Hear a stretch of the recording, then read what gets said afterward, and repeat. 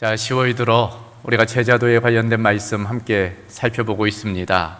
예수의 사람 제자도라는 전체 주제하에 우리가 5주 동안 제자도에 관련된 여러 가지 측면들을 함께 살펴보고 있어요. 지난 시간이 첫 번째 시간으로서 제자가 누구인지, 어떻게 제자가 될 수 있는지를 함께 나누어 보았습니다. 그 중심에는 선택적 관점이 있어요. 예수님의 부르심과 우리의 응답이 있는 것입니다. 그 부르심이 은혜이고 또 그것에 대한 응답이 믿음인 것을 우리가 함께 살펴보았지요. 자, 오늘은 두 번째 시간입니다. 예수의 사람, 제자가 누구인가? 제자는 예수님을 닮은 사람이라는 것으로 오늘 말씀을 나누려는 것입니다. 그래요, 자식은 누구를 닮을까요? 부모를 닮게 되어 있습니다.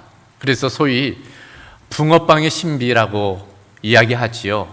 마치 붕어빵이 모두 비슷비슷하듯이 자녀들은 닮아요. 부모를 닮습니다. 생김새도 닮고 또 말도, 행동도, 버릇도, 습관도 닮아 있는 것을 알 수 있습니다. 저희 자녀도 그래서 저를 많이 닮아 있어요. 어려서는 더 닮았었습니다. 그래서 어른들이, 성도들이 이제 그렇게 물어요. 특별히 우리 둘째가 저를 많이 닮았는데 너 누구 닮았니?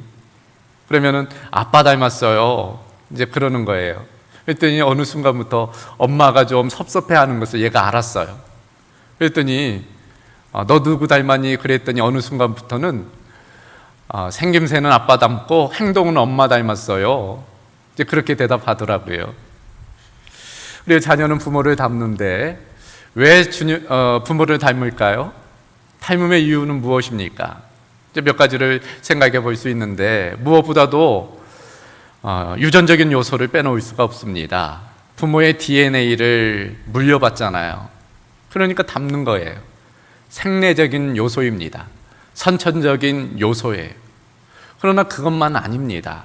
환경적인 요소도 있어요. 그러니까 함께 살다 보니까 보고 배우는 거예요. 그래서 이런 것들은 후천적인 요인이라 할 수 있습니다. 예수님의 제자도 마찬가지이죠. 예수님을 닮는 두 가지 이유가 있습니다. 먼저는 선천적인 이유입니다. 우리가 하나님의 자녀이기 때문이에요. 요한복음 10장 12절에 영접하는 자, 곧 그 이름을 믿는 자들에게는 하나님의 자녀가 되는 권세를 주셨다 말씀하고 있어요. 갈라디아서 3장 26절에도 너희가 다 믿음으로 말미암아 그리스도 예수 안에서 하나님의 아들이 되었다 말씀합니다. 하나님의 자녀, 하나님의 아들이 되었다는 거예요. 그러므로 우리는 하나님의 자녀로서 예수 그리스도의 보혈의 피가 흐르기 때문에 당연히 예수님을 닮게 되는 것입니다.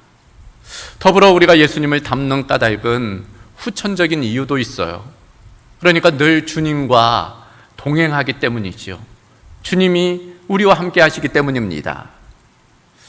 사자성어 중에 마중지봉이라는 사자성어가 있는데 산밭에 자라는 쑥은 굳이 바르게 잡아주지 않아도 곱게 자란다는 거예요.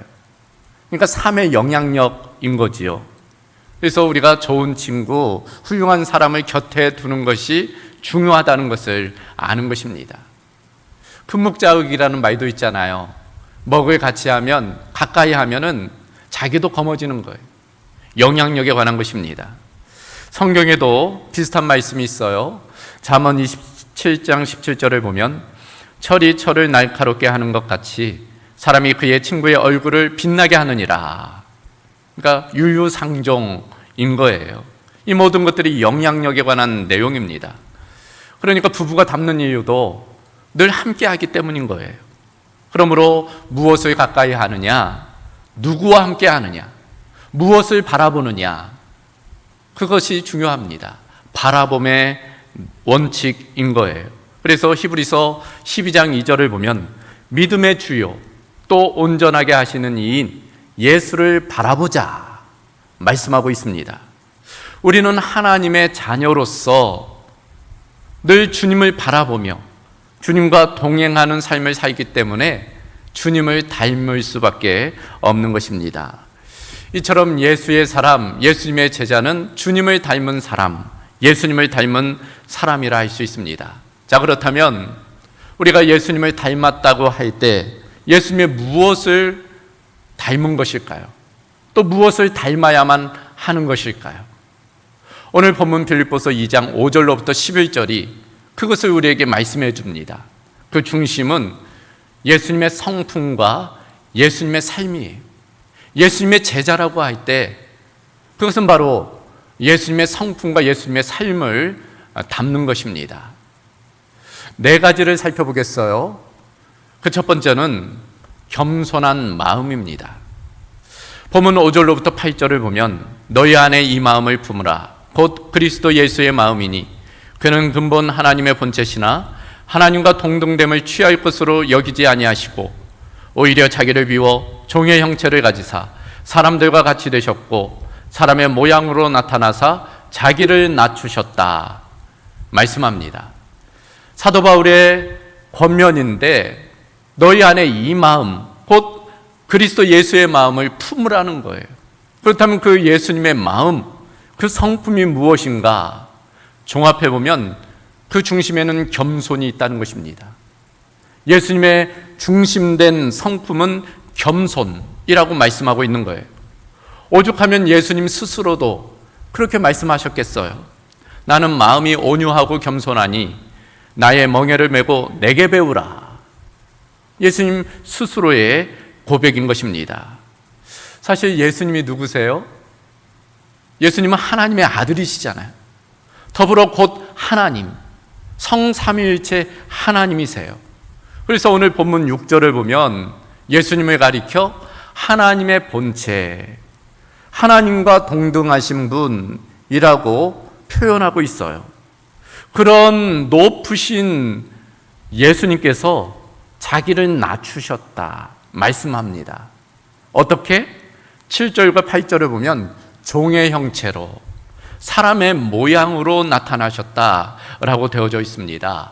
그러니까 종합해 보면 예수님은 가장 높으신 분이심에도 불구하고 아주 낮아지셨다는 거예요. 창조주가 피조물로 낮아졌다는 것입니다. 자유자가 구속의 모습으로 종의 형체로 사람의 모양으로 나타나셨다는 것입니다. 그 중심에는 성육신, 인카네이션이 있어요. 그러니까 이 성육신만큼 예수님의 겸손을 잘 보여주는 것도 없습니다.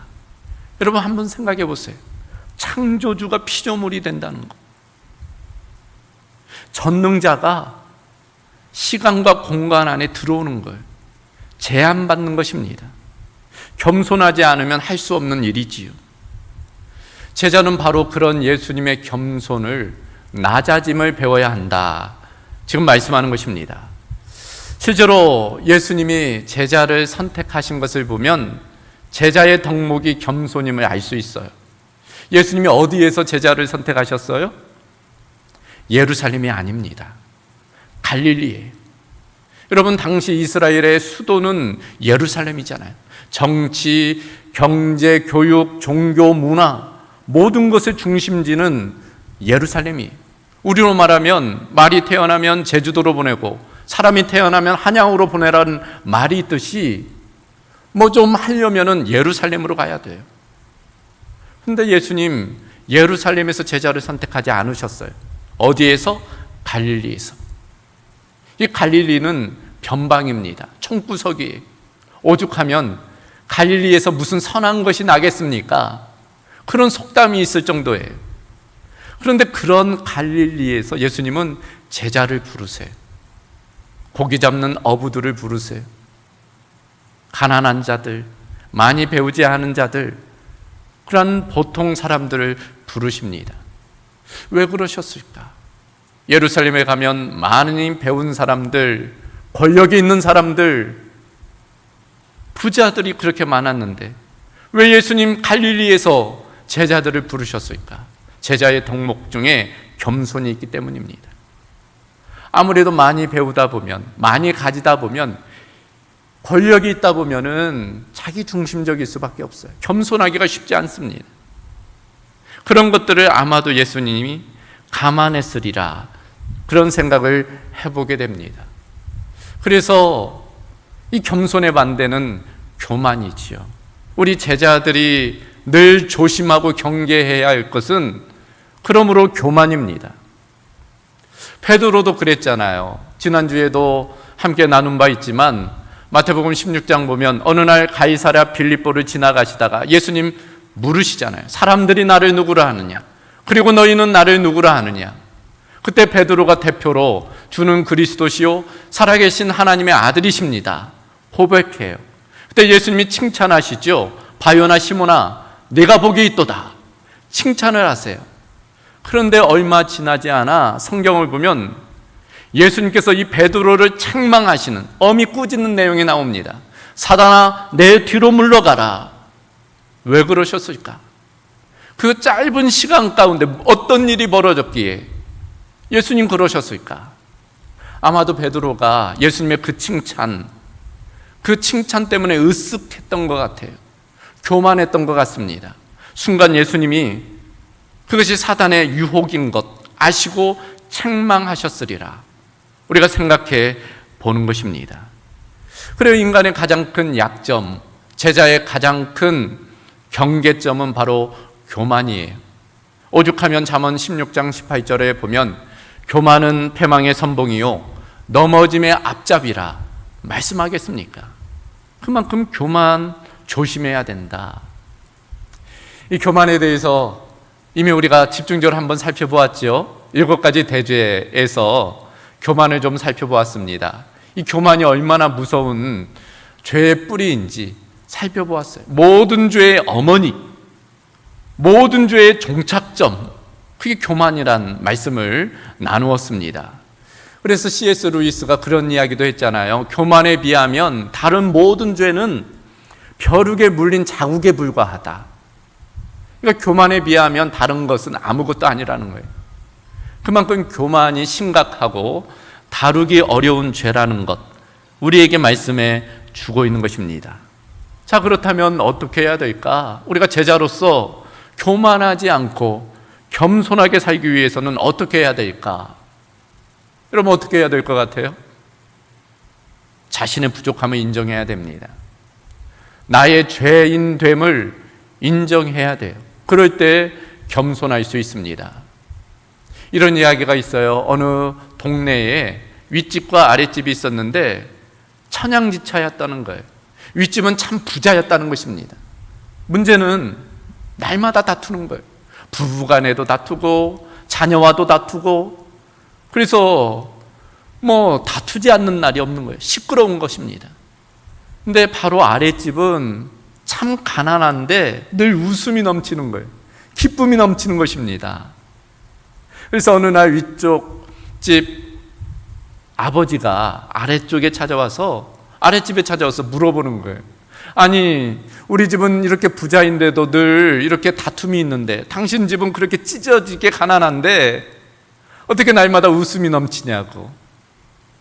그랬더니 아랫집 아버지가 그렇게 이야기했대요. 우리 집은 죄인만 살기 때문이에요. 죄인만 살기 때문입니다. 무슨 이야기인가 하면은 어떤 문제가 발생하면 내 잘못 때문이에요, 나 때문입니다. 서로가 그렇게 이야기한다는 거예요. 그러니까 싸울 일이 없다는 거예요.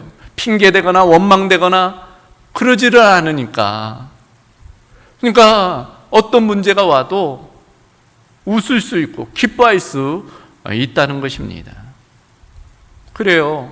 내가 죄인이라는 것을 인정하면 싸울 일도 없어요. 다툴 일도 없는 것입니다. 교부 오리겐이 그런 이야기를 했습니다. 교회는 죄인들이 모이는 종합병원이다. 교회는 죄인들의 모임이라는 거예요. 그러므로 누구도 서로 비난하고 비판할 자격이 없다. 내가 죄인인데 무엇이 더 낫다고 다른 사람들을 정죄하고 비난하느냐, 그런 이야기입니다. 보네포 목사님도 그런 이야기 했어요. 우리는 용서받은 죄인이다.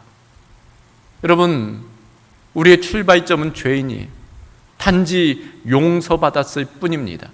우리의 공로가 아니라 전적인 예수님의 십자가의 대속적인 은혜로 값없이 용서받은 죄인이에요. 그러므로 관계 가운데 교만해서는 안 돼. 겸손해야 되는 것입니다. 제자의 첫 번째 덕목, 예수님의 닮은 모습, 그것은 겸손인 것입니다. 두 번째로 예수의 사람으로서 우리가 닮아야 할 예수님의 모습은 무엇인가? 섬김입니다. 예수님의 섬김의 삶을 닮아야 돼요.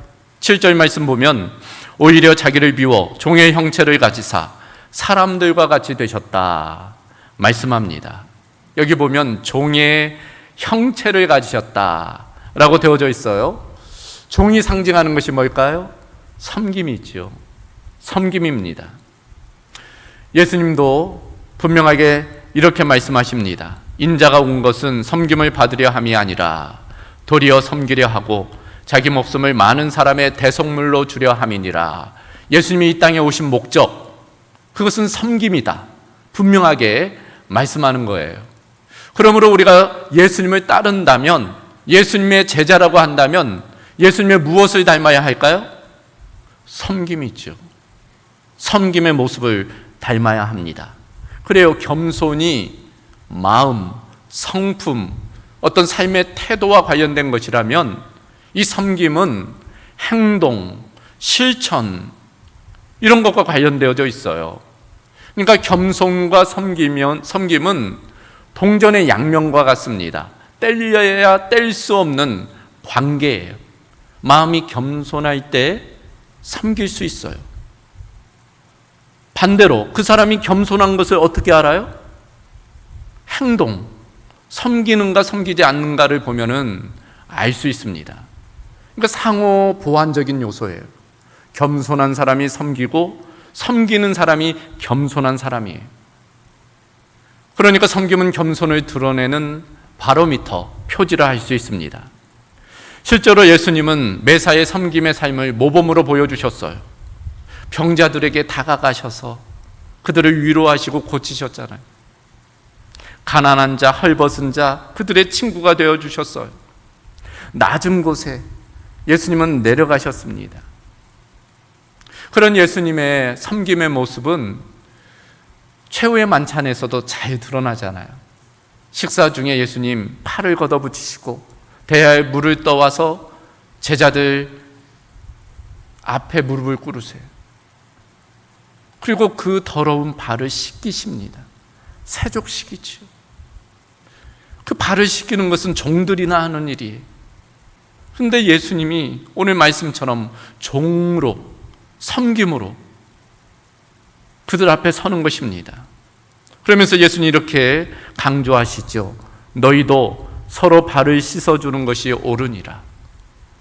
내가 너희에게 한 것처럼 너희도 서로 발을 씻어주는 섬김의 삶을 살라 말씀하는 것입니다. 그런 예수님의 최고의 섬김의 절정, 하이라이트가 어디일까요? 십자가이죠. 예수님은 십자가에서 죽으심으로 우리를 위한 섬김을 완성하셨습니다. 이와 같은 섬김이 쉬울까요? 쉽지가 않습니다. 인간의 본성이 자기중심적이고 이기적이기 때문에 우리는 섬김받기를 원합니다. 섬기기보다는 섬김받기를 원하고 누리기를 원해요. 그것이 인간의 본성입니다. 우리는 다 알고 있어요. 섬기기 위해서는 수고와 희생이 따른다는 것을, 땀을 흘려야 된다는 것을, 몸이 피곤하다는 것을, 몸이 더러워질 수 있다는 것을 아는 것입니다. 그래서 쉽사리 섬김의 자리에 내려가지를 못해요. 그러므로 오히려 섬김은 우리가 예수님의 제자됨의 분명한 표지입니다. 섬김은 아무나 누구나 할 수 있는 것이 아니기 때문이에요. 오직 예수님을 닮은 사람, 예수님의 제자만이 할 수 있는 일이기 때문입니다. 이와 같은 섬김을 우리가 어떻게 실천할 수 있을까요? 많은 방법으로 실천할 수 있겠지만 그 중심은 나눔입니다. 하나님께서 나에게 주신 것들을 나만 누리는 것이 아니라 그것을 함께 나누는 거예요. 시간을 나누는 거죠. 물질을 나누는 것입니다. 지혜를 나누는 거예요. 주님을 위해서, 교회를 위해서, 또 다른 사람들을 위해서 그런 것들을 나누는 것, 그게 바로 섬김의 삶이라 할 수 있습니다. 여러분, 오드리 헵번을 아시죠? 우리 어른들은 뭐 다 아시겠고, 요새 젊은이들도 뭐 알만한 인물입니다. 대단한 인물이죠. 로마의 휴일, 뭐 티파니에서의 아침을 이라는 작품, 참 사랑스러운 여인으로 등장하죠. 헤어스타일, 또 패션 스타일, 그게 지금도 영향을 미쳐요. 그래서 헵번 스타일이라는 그런 패션 기조도 있습니다. 누구나 부러워하는 스타였어요. 음악의 여왕이었습니다. 근데 그 삶은 불행했다고 그래요. 2번 결혼하고 이혼을 했는데 모두 남편의 외도로 이혼을 하게 돼요. 그러니까 외로운 삶을 살았습니다. 안타까운 삶을 살았지요. 그런 그녀가 1988년 인생의 터닝 포인트를 얻게 돼요. 변화의 시점을 가지게 됩니다. 마카오에서 한 자선단체가 자선음악회를 열게 된 거예요. 근데 그때 이 오드리 헵번을 초청합니다. 주빈으로. 그래서 오드리 헵번 참석 자선음악회 이렇게 홍보를 한 거죠. 그런데 대단한 성황을 이룬 거예요.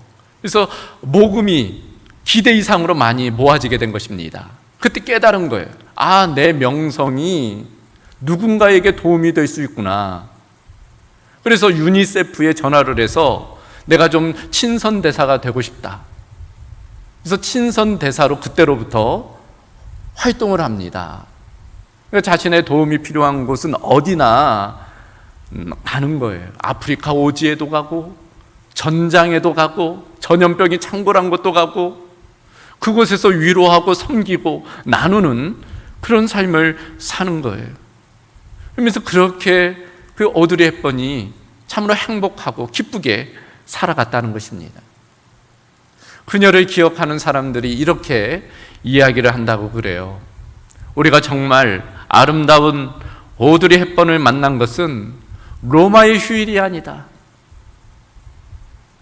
아름다운 오드리 헵번을 만난 것은 바로 아프리카에서이다. 나이는 훨씬 많이 들었고 얼굴은 쭈글쭈글했지만 그러나 젊어서의 오드리 헵번보다 훨씬 아름다운 그 오드리 헵번을 그때 보았다. 이야기하는 것입니다. 섬김이 가져다주는 아름다움이, 젊음의 아름다움을 뛰어넘는 아름다움이 섬김에 있는 것입니다. 가끔씩 스스로 이런 질문을 할 때가 있어요. 왜 하나님은 어떤 사람에게는 많은 것을 주셨는데 어떤 사람에게는 그런 것들을 주시지 않았을까? 건강도, 물질도, 명예도, 권력도. 그러던 어느 순간 그런 마음을 주시더라고요. 저 나름의 깨달음입니다. 아마도 그 이유는 서로 도우며 살아가도록 하나님께서 그런 것 아니신가? 누구를 좀 더 사랑하고 그래서 많이 준 것이나 누구를 덜 사랑해서 적게 준 것이 아니라, 우리가 부모라면 알잖아요. 자녀를 누구를 더 사랑하고 덜 사랑하고 그러지 않잖아요. 모두를 공평하게 사랑합니다. 많이 가진 자가 적게 가진 자에게 나누며 살아갈 수 있도록, 그렇게 섬기며 나누며 섬기는 기쁨을 알고 살아가도록 그렇게 한 것 아닌가, 그런 생각을 하는 것입니다. 저에게도 2 자녀가 있어요. 어려서 가끔씩 아이들이 원하는 과자를 사줄 때가 있습니다. 근데 따로 사줘요. 누구에게는 이 과자를, 누구에게는 저 과자를. 근데 참 재미있는 것은 그 과자를 자기만 먹지 않아요. 함께 나누어 먹습니다. 자기 것만 먹으면 그 과자 자기 것 맛만 알잖아요. 근데 나누어 먹다 보니까 풍성해지는 거예요. 혼자 먹을 때보다 더 많은 것들을 누리게 되는 거예요. 나눔의 기쁨, 섬김의 기쁨이라 할 수 있습니다. 이생진 씨라는 시인이 계세요. 그분이 쓴 시 중에 벌레 먹은 나뭇잎이라는 제목의 시가 있어요. 제가 이 시를 좀 낭독해 드리겠습니다. 섬김이란, 나눔이란 관점에서 이 시를 좀 들으시면 좋을 것 같네요. 나뭇잎이 벌레 먹어서 이쁘다.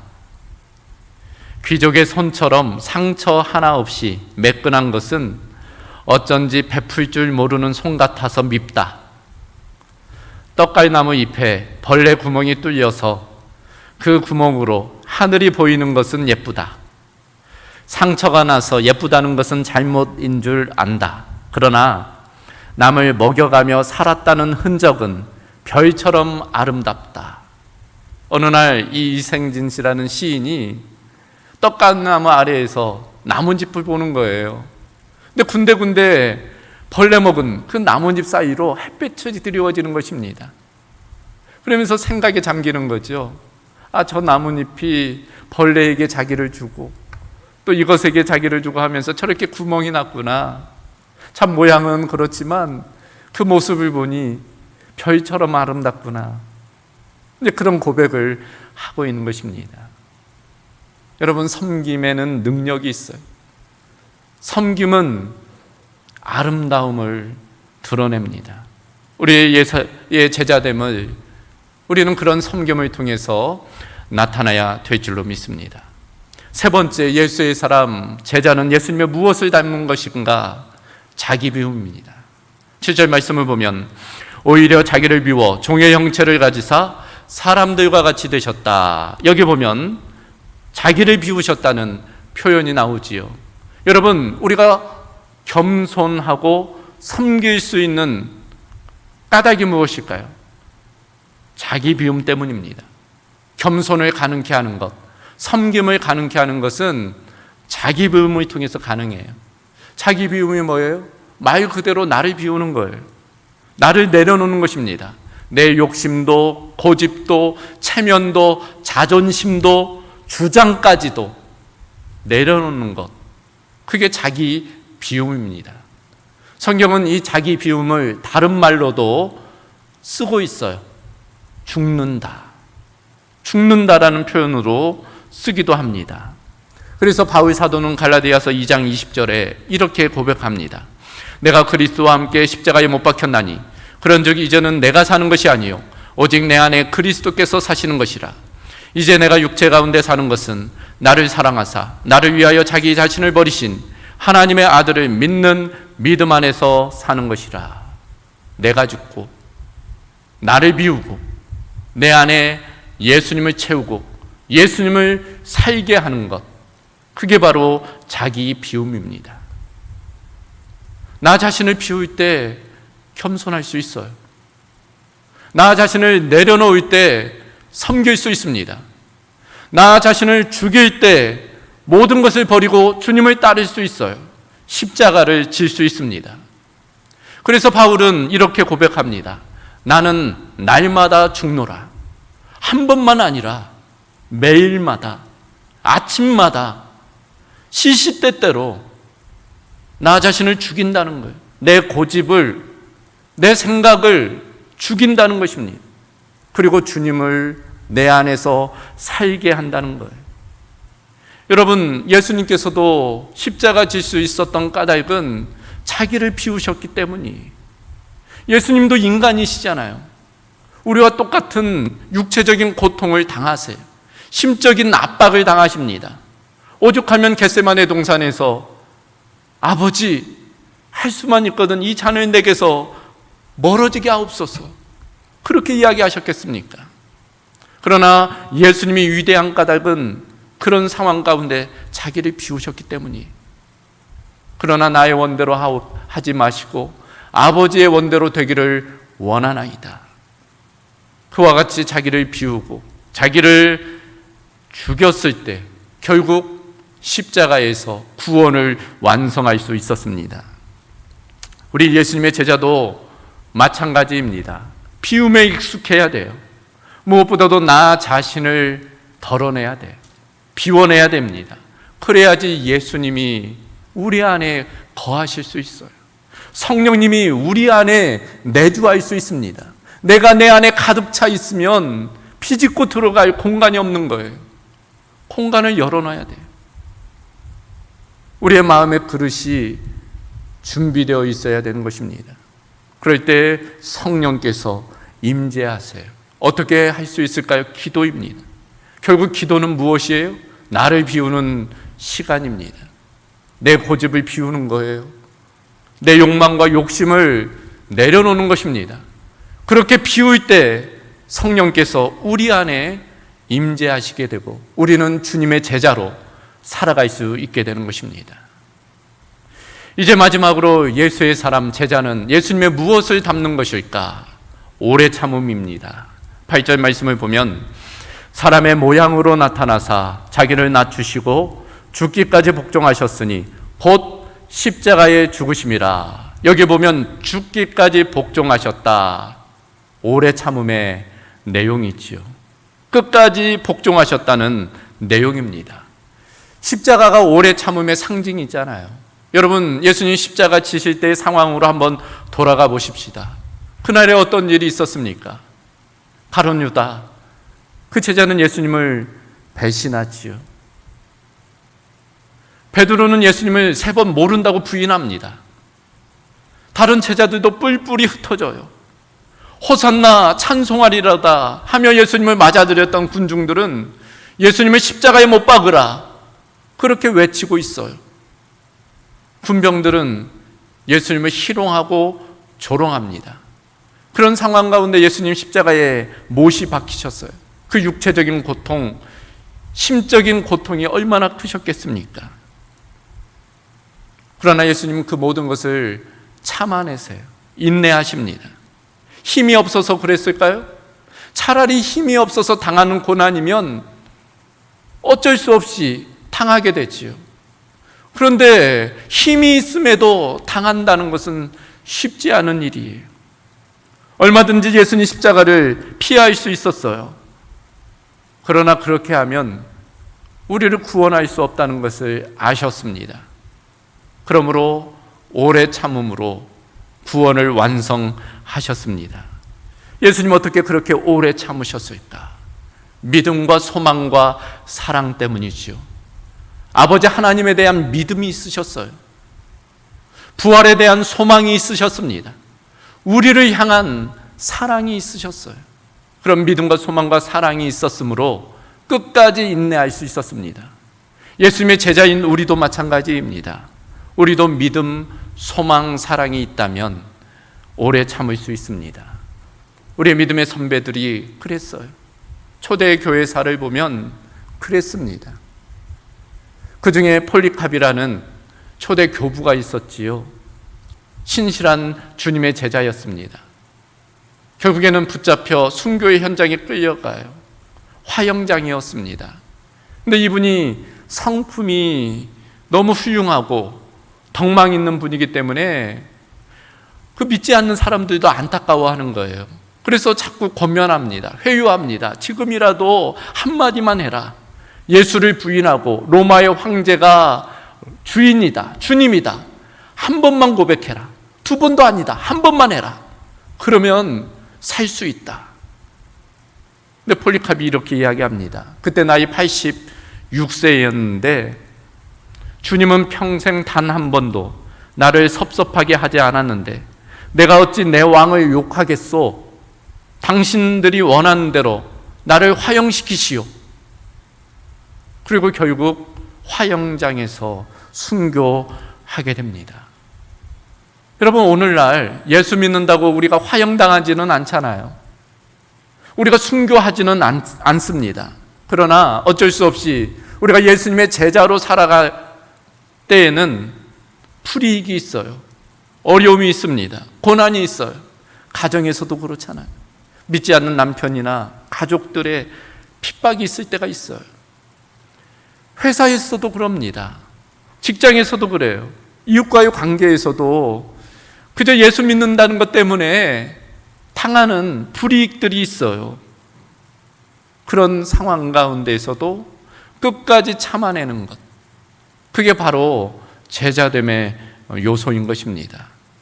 그런 측면에서 우리가 끝까지 주님과 같이 오래 참음으로 제자도를 완성해야 될 줄로 믿습니다. 자, 오늘 말씀을 정리합니다. 오늘 제자도 관련 두 번째 말씀이 있죠. 닮음의 관점에서 제자를 살펴보고 있습니다.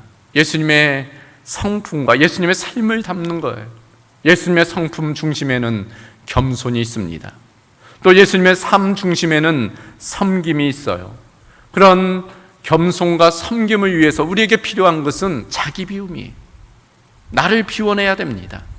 그럴 때 겸손할 수 있고 섬길 수 있어요. 그런데 한 번만 해서는 안 돼요. 오래 참음으로, 오래 인내함으로 우리는 그 예수님의 성품을 닮아낼 수 있습니다. 그런 측면에서 오늘 주신 말씀을, 나에게 주신 말씀으로 우리가 마음에 새겨야 될 줄 믿습니다. 주님의 제자, 예수 그리스도의 사람으로 우리도 예수님 닮은 그런 삶의 모습으로 살아가야 될 줄로 믿습니다. 참으로 놀라운 것은 이게 끝이 아니라는 거예요. 오늘 본문이 그것을 우리에게 말씀해 줍니다. 우리가 그렇게 살면 손해보는 것 같고 실패하는 것 같아요. 그러나 오늘 본문은 전혀 그렇지가 않다 말씀하고 있습니다. 이 땅에서의 삶이 끝이 아니기 때문이에요. 또 이 땅에서조차도 하나님께서 그것을 기억하시기 때문입니다. 그래서 9절에서부터 11절 뭐라고 되어 있어요? 이러므로 하나님이 그를 지극히 높여 모든 이름에 뛰어난 이름을 주사 하늘에 있는 자들과 땅에 있는 자들과 땅 아래에 있는 자들로 모든 무릎을 예수의 이름에 꿇게 하시고 모든 입으로 예수 그리스도를 주라 시인하여 하나님 아버지께 영광을 돌리게 하셨느니라. 여러분, 예수님이 자기를 낮추시고 죽기까지 복종하셨을 때 그게 끝이 아니었다는 거예요.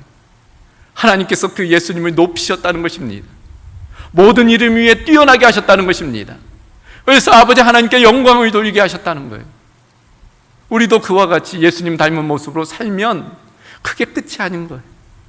예수님을 그렇게 하셨던 것처럼 하나님께서 우리도 그렇게 높이 들어주실 줄로 믿습니다.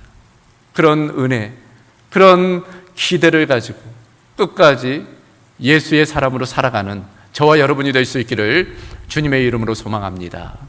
감사하신 아버지 하나님, 오늘 제자도 두 번째 시간 예수님을 닮은 사람이 곧 제자임을 일깨워 주심을 감사합니다. 날마다 주님을 묵상하며 주님을 바라보며 주님과 함께함을 통해서 우리 가운데 예수님의 성품, 예수님의 삶의 모습이 나타나고 또 닮아지는 은혜가 있게 하여 주시옵소서. 모든 것 주께 의탁하오며 우리 주 예수 그리스도의 이름으로 기도하옵나이다. 아멘.